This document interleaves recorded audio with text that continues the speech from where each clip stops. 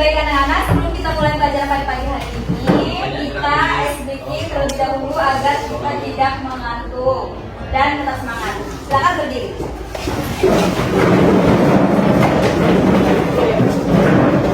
Berdiri, nak.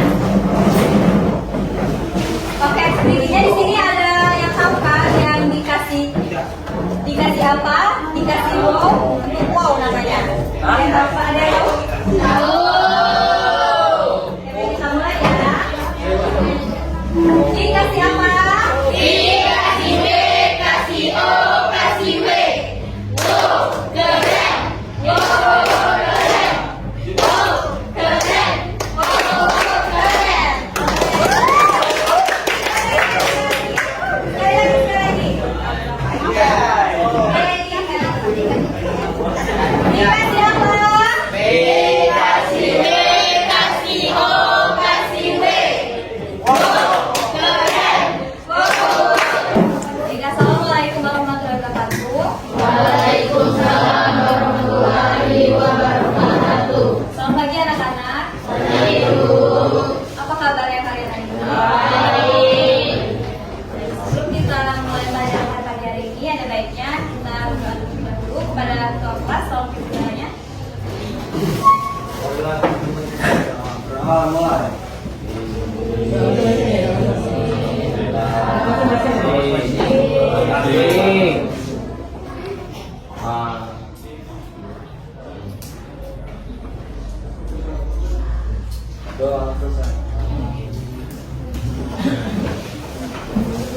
Sebelum kita lanjut materi yang kemarin, di sini siapa yang gak masuk?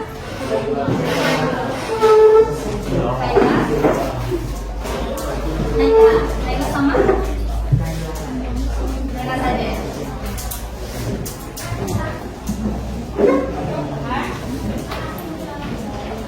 Ini ada yang ingat nggak materi apa kita kemarin? Globalisasi. Siapa di sini yang tahu pengertian globalisasi? Silakan apa?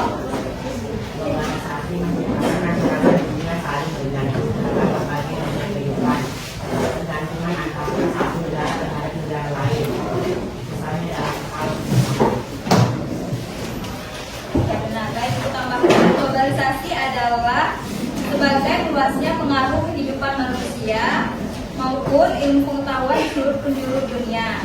Adapun karakteristik globalisasi yaitu adalah satu, perubahan jarak ruang dan waktu, dua, ketergantungan di bidang ekonomi dan perdagangan, tiga, interaksi di bidang kultural meningkat, dan empat, masalah bersama meningkat.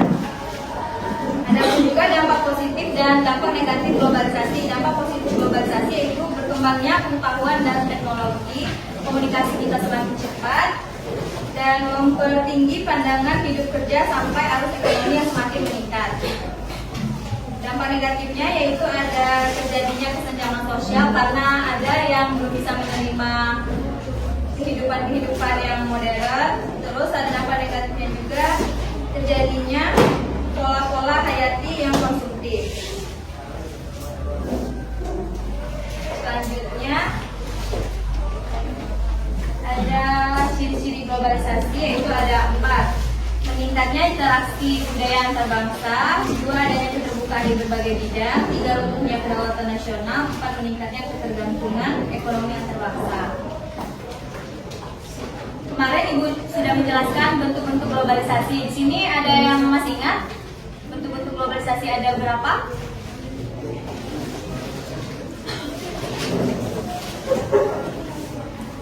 Silakan Cika. Globalisasi bidang ekonomi, globalisasi bidang politik, bidang budaya, bidang transportasi, dan bidang komunikasi. Benar. Globalisasi bidang ekonomi itu merupakan salah satu bentuk globalisasi yang terjadi dalam masyarakat saat ini. Globalisasi bidang ekonomi merupakan suatu aktivitas ekonomi dan perdagangan secara global, secara terbuka. Dalam globalisasi ekonomi, berbagai negara di dunia menjadi pasar yang seperti internasional.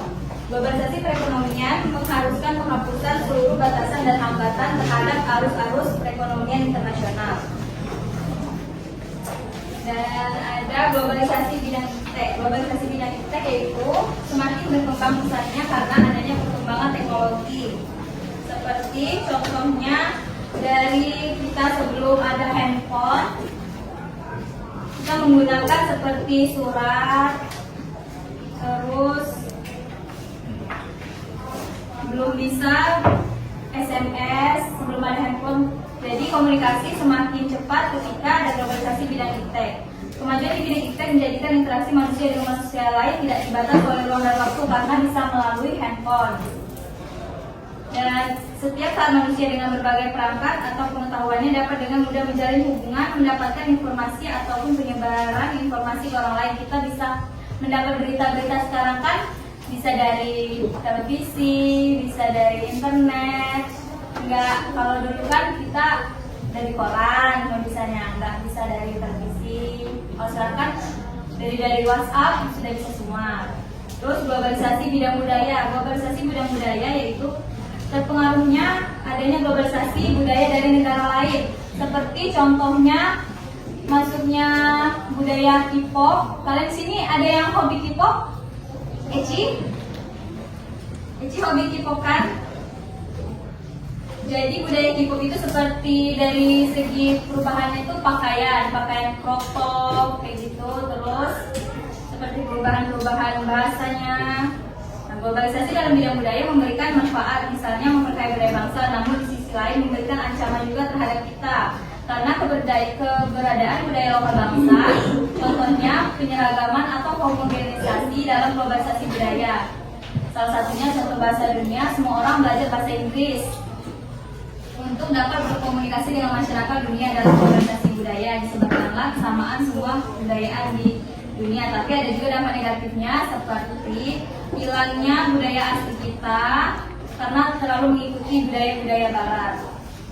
Dan ada juga globalisasi bidang transportasi. Globalisasi bidang transportasi yaitu yang digunakan manusia untuk melakukan kegiatan. Perkembangan alat transportasi merupakan salah satu ukuran globalisasi transportasi. Globalisasi bidang transportasi itu contohnya kalau dulu kita belum ada motor, kita berpergian menggunakan sepeda atau jalan kaki. Nah sekarang sudah ada motor, mobil, sudah bisa naik pesawat juga. Kalau dulu kan belum ada. Jadi itu termasuk contoh penggunaan bidang transportasi. Manusia menginginkan perubahan karena mereka menuntut hidup yang lebih mudah dan praktis. Jadi ketika kita menggunakan motor kan jadi kita beraktivitas bisa lebih cepat daripada kita yang dulu menggunakan sepeda, jalan kaki. Sekarang sudah ada motor, sudah ada mobil, seperti itu. Dan kita kalau menyeberang laut kan sudah bisa menggunakan kapal. Kalau dulu kan zaman dulu pakai perahu kecil gitu. Dan ada juga globalisasi bidang komunikasi. Globalisasi bidang komunikasi merupakan proses penyampaian pesan atau informasi dari satu pihak ke pihak lain. Globalisasi dalam bidang komunikasi dapat dilihat dari kemajuan teknologi komunikasi. Seperti contohnya, kita kan di Hari Raya Idul Fitri sekarang lebih sering kalau Lebaran tuh silaturahminya lewat WhatsApp. Nah, itu kan contohnya. Kalau dulu kan kita harus datangin ke rumah masing-masing silaturahminya, lebarannya. Nah, kalau sekarang bisa lewat WhatsApp, bisa lewat telepon. Tuh, ada juga dampak positifnya, ada juga dampak negatifnya. Kalau jauh kan kita mungkin tidak bisa untuk ke sana. Kalau dampak negatifnya ya sekarang masyarakatnya menyepelekan untuk silaturahmi secara langsung karena bisa juga melewati handphone. Seperti itu. Selanjutnya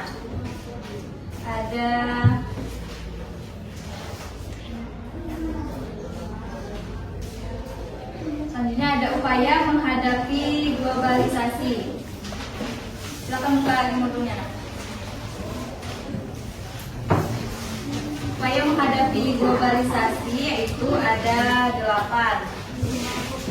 1. Memperkuat persatuan dan kesatuan keluarga Indonesia yang memiliki budaya beragam untuk bersatu. 2. Mematenkan setiap budaya Indonesia serta mempublikasikannya. 3. Berpegang teguh pada nilai religius, spiritual dan memupuk rasa kebinekaan agar Indonesia tetap berdaya dengan budayaannya. 4. meningkatkan kualitas, nilai, keimanan, dan moralitas masyarakat. 5. Menyaring setiap budaya yang masuk ke Indonesia, dan kita bisa memilih-milih budaya yang baik yang masuk ke Indonesia atau yang buruk bagi kita. Dan 6. Mempromosikan budaya asli Indonesia kita, tetap mempertahankan walaupun budaya barat yang tetap masuk, kita harus memilihnya yang bagus, dan tapi kita harus tetap juga mempertahankan budaya asli kita. Menyukai dan menggunakan produk-produk asli Indonesia. Dan 8. Menumbuhkan kembali rasa nasionalisme agar masyarakat makin mencintai budaya Indonesia. Sini ada yang mau ditanyakan? Tidak ada? Oke, baik. Kalau tidak ada, kita lanjut ke latihan. Latihannya selanjutnya buka di uji kompetensi yang Pilgat. Ya.